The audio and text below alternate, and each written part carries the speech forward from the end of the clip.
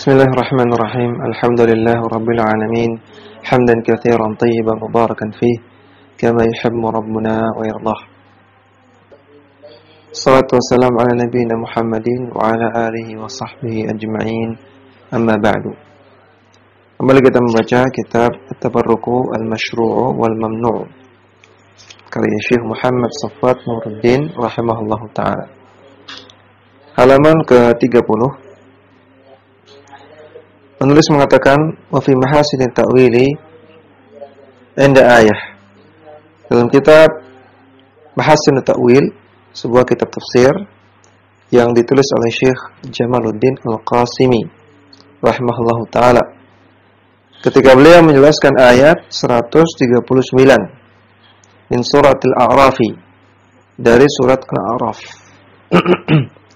Maka disebutkan di sana qala Ar-Razi itu Fakhruddin Ar-Razi mengatakan ajma'a qulul anbiya'i alaihim assalatu wassalamu ala anna ibadata ghairillahi ta'ala kufrun. Seluruh para nabi semuanya sepakat bahwasanya beribadah kepada selain Allah adalah kekufuran. Sawa'un i'taqada fi dzalikal ghairi kaunuhu ilahan lil alami aw i'taqada anna ibadatahu taqarrubun ilallah ta'ala. Baik yang menyembah selain Allah tersebut menganggap pihak selain Allah tadi adalah ilah, adalah Tuhan dari semesta alam, ataukah si penyembah tersebut berkeyakinan bahwasanya ibadah yang ia lakukan adalah bentuk mendekatkan diri kepada Allah Subhanahu wa taala. Jadi kata Ar-Razi, selama ibadah itu diserahkan kepada selain Allah, maka itu tetap kekufuran walaupun yang melakukan itu meyakini bahwasanya ini adalah bentuk taqarrub kepada Allah. Tapi dia menyembahnya selain Allah, maka tetap saja kekufuran. Li'anna al-ibadata nihayatu ta'zimi. Karena ibadah adalah puncak pengagungan. Fala taliqu illa biman yasdur minhu ghayatul in'ami. Maka tidak layak ibadah itu diserahkan kecuali kepada zat yang memberikan nikmat kepada manusia yang paling ghayah, yang paling puncak. Artinya nikmat yang kita dapatkan kan ada sebabnya. Ya, misalnya kita dapat gaji, maka sebabnya adalah dari atasan kita. Atasan kita bisa ngasih gaji karena dia dapat keuntungan.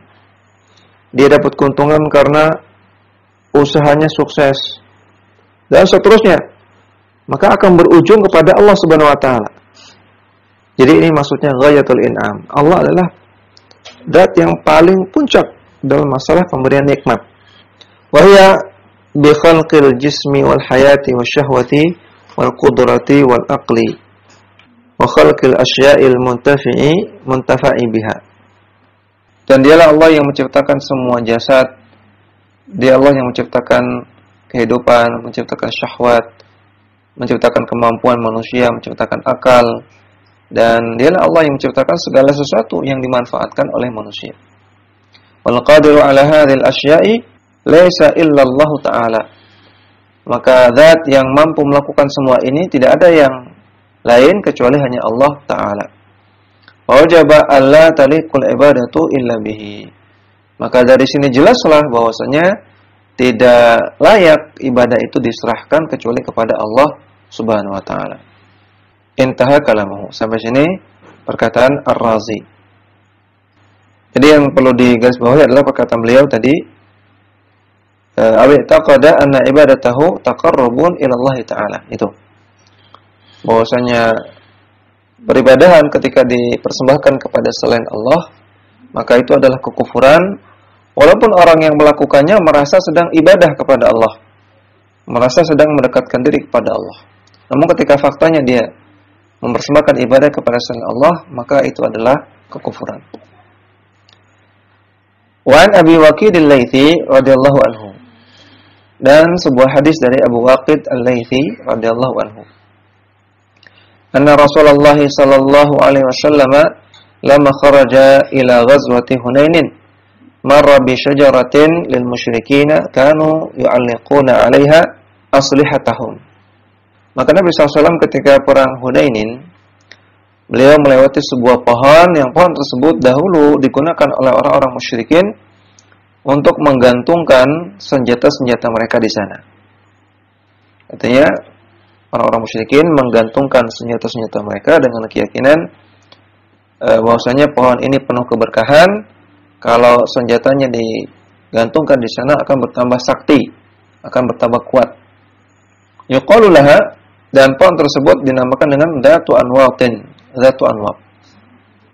Faqalu, maka sebagian sahabat mengatakan, ya Rasulullah, ij'al lana Dzata Anwatin kama lahum Dzatu Anwatin.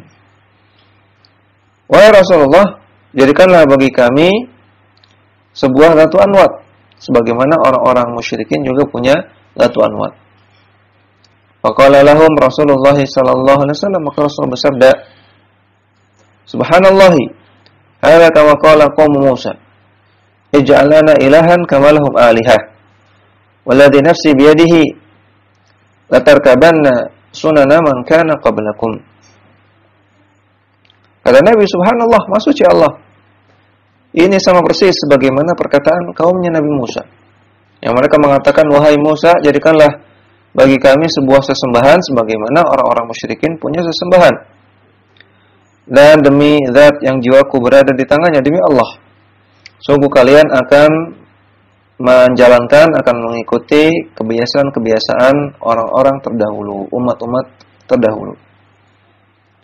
Hadis riwayat At-Tirmidzi, Imam Ahmad, dan juga Al-Humaid, dan dikatakan oleh At-Tirmidzi hasanun sahihun. Wa qala al-Imam Abu Bakr At-Turtushi Al-Maliki. Al-Imam Abu Bakar At-Turtushi, seorang ulama mazhab Maliki, mengatakan, Unduru rahimakumullahu, aynama wajadtum sidratan aw syajaratan yaqsuduha an-nasu wa yu'azzimunaha. Perhatikanlah wahai pembaca sekalian, semoga Allah Ta'ala merahmati Anda. Dimanapun Anda mendapati sebuah sidrah, sebuah pohon, aw syajaratan, atau sebuah pohon yang didatangi oleh orang-orang, kemudian mereka mengagungkan pohon tersebut. Wa yarjuna al-bur'a wasyifaa'a min kibariha. Dan mereka mengharapkan kesembuhan dan syifa, kesembuhan dari pohon tersebut. Artinya mereka mencari kesembuhan dari penyakit dengan alat berkah pada pohon tersebut. Wa yadribuna biha al-masamira wal khiraqa. Dan mereka memukul-mukulkan masamir dan khiraq. Ya, Allah alam maksudnya apa di sini? Ya, mungkin senjata ya. Masamir dan khiraq mungkin senjata, dipukul-pukulkan ke pohon tersebut. Maka fahiya dzatu anwatin faqta'uha. Maka kata At-Turtushi, maka pohon tersebut adalah dzatu anwat, dan tebanglah pohon tersebut. Ini ulama mazhab Maliki. Semua pohon dimanapun, baik di Indonesia, di Malaysia, di Saudi Arabia, di Mesir, dimanapun, ketika pohon tersebut diagung-agungkan oleh orang-orang, dijadikan tempat ngalap berkah, diyakini bisa melakukan ini dan itu, maka ini termasuk dzatu anwat, dan wajib untuk menebangnya, tentunya bagi orang-orang yang punya kewenangan untuk menebangnya. Wa qala al-Hafidh Abu Syamah Asy-Syafi'i fi kitab al-Bid'ah wal Hawadits. Al-Hafidh Abu Syamah Asy-Syafi'i, Abu Syamah seorang ulama mazhab Syafi'i, beliau mengatakan dalam kitab Al-Bid'ah wal Hawadits, ya, artinya bid'ah-bid'ah dan perbuatan-perbuatan baru dalam agama. Beliau katakan, waqad ammal ibtila'u bi tazyini syayatini lil amati takhliqul hayatani wal amadi.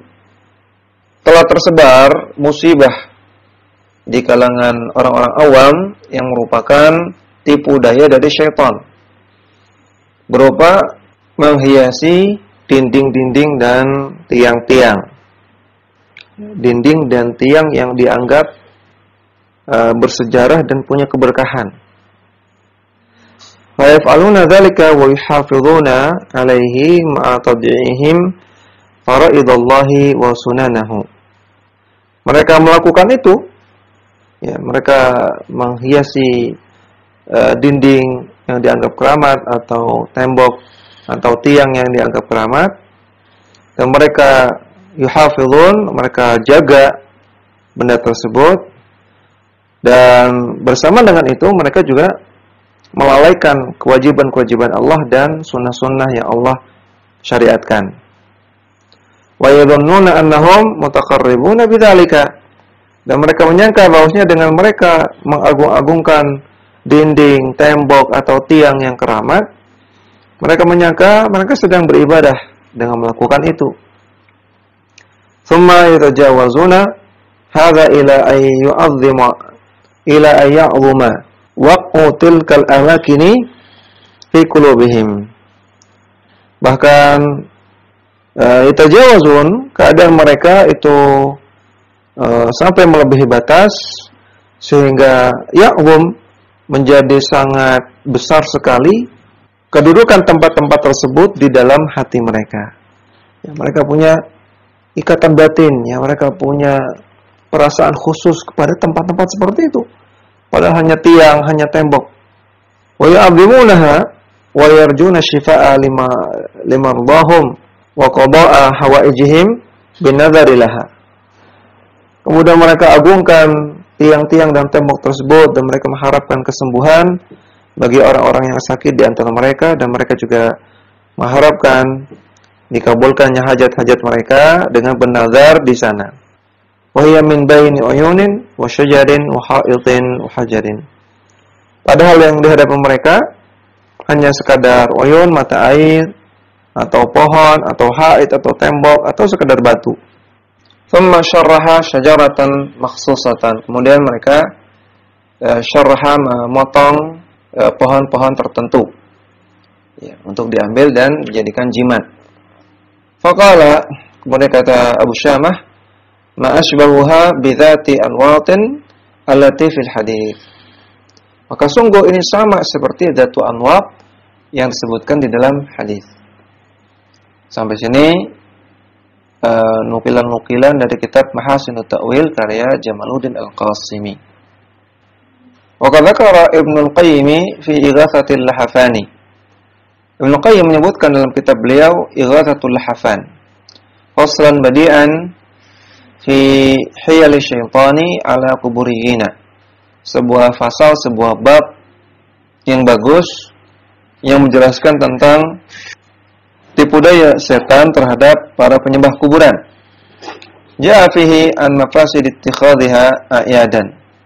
Maka para penyembah kuburan, para kuburiyun, ya, kuburiyun artinya para penyembah kuburan, mereka datang ke kuburan untuk melakukan mafasid, banyak perkara-perkara kerusakan, dengan menjadikan kuburan tersebut ayat, sebagai id. Di antara kerusakan tersebut adalah as-salatu ilaiha, mereka salat di sana. Wa tawafu ilaiha, mereka tawaf di sana. Wa taqbiluha, mereka cium-cium kuburan. Wa istilamuha, dan mereka mengusap-usap kuburan. Wa ta'firul khududi ala turabiha, kemudian mereka membalurkan pipi-pipi mereka, pipi mereka dengan tanah yang ada di sekitar kuburan tersebut. Wa ibadatu ashabiha, dan mereka beribadah kepada penghuni kuburnya. Wal isti'anatu bihim, dan mereka isti'anah, meminta pertolongan kepada penghuni kubur tersebut. Wa su'aluhum an-nasra wa rizqa wal afiyata, dan juga mereka meminta pertolongan, meminta rezeki dan meminta kesembuhan. Wa qada'ad daini wa tafrijal karbi, dan mereka juga meminta dilunasi hutang-hutangnya, dimudahkan untuk melunasi hutang, dan mereka juga minta solusi dari kesempitan-kesempitan. Qala ra'aita wulatal muttakhidina laha 'idan wa qad nazalu 'anid dawabi idza ra'awha min makanin ba'idin. Andaikan Anda lihat mereka, para wulatal muttakhidin laha 'idan, orang-orang yang menjadikan kuburan-kuburan tersebut sebagai id, kalau Anda melihat mereka, maka sungguh mereka posisinya sangat-sangat rendah, lebih rendah daripada hewan tunggangan mereka. Kalau Anda melihat orang-orang tersebut dari tempat yang jauh, maksudnya mereka sujud-sujud, mereka ruku-ruku pada kuburan, sehingga posisinya sangat rendah. Ya, hewan tunggangan kan agak tinggi ya, kuda, keledai. Nah, ini lebih rendah daripada mereka menundukkan diri mereka, lebih rendah daripada hewan tunggangan mereka. Fa'adau al-jibaha al-ardi wa qabaluha. Mereka meletakkan kening-kening mereka di atas tanah dan mereka pun mencium-cium tanah tersebut. Kasyafu ar-ru'usa. Dan mereka membuka kepala mereka, artinya membuka kain yang menutupi kepala mereka. Wa tafa'at aswatuhum bid-dajiji. Dan suara mereka sangat tinggi ketika mereka berteriak-teriak meminta pertolongan. Wa tabaraku hatta tasma'a lahum an-nashija. Dan mereka bertabaruk, mengalap berkah sampai Anda akan mendengar suara nasyij. Nasyij artinya suara yang melengking ketika memohon-mohon, suara melas ketika mohon-mohon. Warau annahum qad arbu fi ribhi 'ala al-hajiji. Ya, wallahu a'lam maksudnya apa? Fatarahum haula al-qabri ruk'an sajdan yabtaghuna fadlan min al-mayyiti wa ridwanan. Maka Anda akan melihat mereka berada di sekitar kuburan dalam keadaan ruku', dalam keadaan sujud, dan mereka mengharapkan karunia dari para mayit-mayit tersebut, dan juga mereka mengharapkan ridha dari mereka, dari mayit-mayit tersebut. Hatta qala, ya di sini di skip beberapa perkataan dari Ibnu Qayyim sampai pada bagian Ibnu Qayyim mengatakan, wa kanat salatuhum wa nusukuhum wa qurbatuhum li ghairillahi ta'ala. Dan ibadah mereka di sana berupa salat, berupa nusuk, berupa berkurban, dan semua qurbat, semua bentuk-bentuk ibadah yang mereka lakukan itu diserahkan kepada selain Allah Ta'ala. Fala ra'aitahum yuhanni'u ba'dhum ba'dha. Maka andaikan Anda melihat mereka di sana saling memberikan selamat satu sama lain karena telah berhasil melakukan peribadahan di sana. Hatta qala, kemudian Ibnu Qayyim mengatakan, hadza wa lam natajawaz fi ma hakainahu anhum. Demikianlah keadaan mereka dan kami tidak berlebih-lebihan, tidak menambah-nambahkan dalam menceritakan keadaan mereka di sana. Walastaqsayna jami'a bid'ahim wa dhalalihim. Dan kami tidak mendetailkan semua bid'ah-bid'ah dan kesesatan-kesesatan yang mereka lakukan.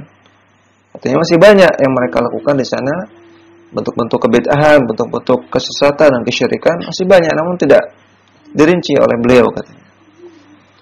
Idh hiya fawqa ma yakhthuru bil bali aw yaduru fil khayali.